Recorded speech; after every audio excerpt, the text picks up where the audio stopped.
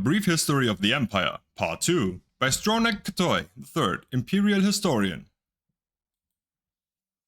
Volume 1 of this series described in brief the lives of the first 8 emperors of the Septim dynasty, beginning with the glorious Tiber Septim and ending with his great-great-great-great-grandniece, Kintyra II. Kintyra's murder in Glenpoint while in captivity is considered by some to be the end of the pure strain of Septim blood in the imperial family. Certainly, it marks the end of something significant. Uriel III not only proclaimed himself Emperor of Tamriel, but also Uriel Septim III, taking the eminent surname as a title. In truth, his surname was Montiarco, from his father's line. In time, Uriel III was deposed and his crimes revealed, but the tradition of taking the name Septim as title for the Emperor of Tamriel did not die with him.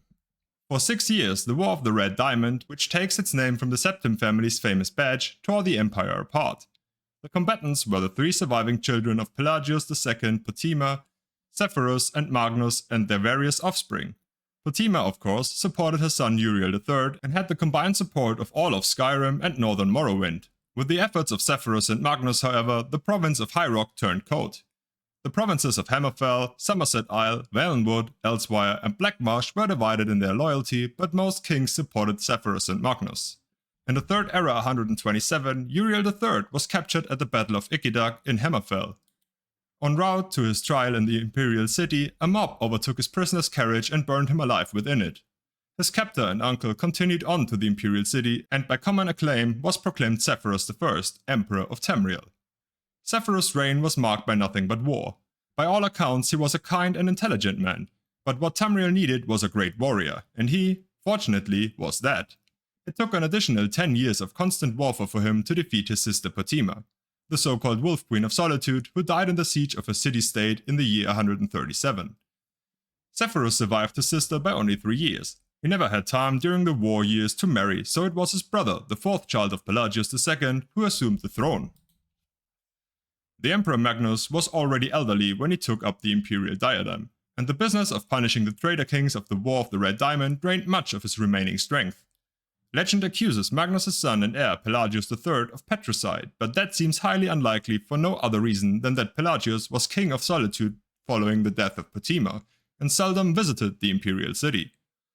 Pelagius III, sometimes called Pelagius the Mad, was proclaimed emperor in the 145th year of the Third Era. Almost from the start, his eccentrics of behavior were noted at court. He embarrassed dignitaries, offended his vassal kings, and on one occasion marked the end of an imperial grand ball by attempting to hang himself.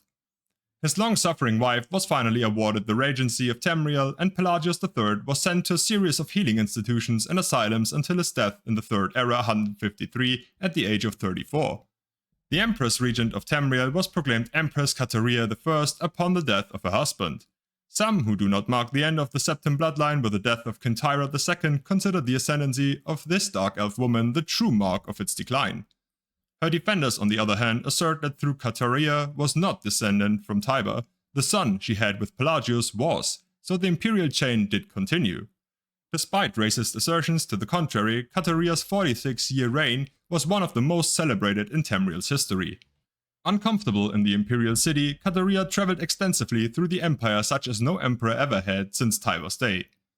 She repaired much of the damage that previous emperors' broken alliances and bungled diplomacy created.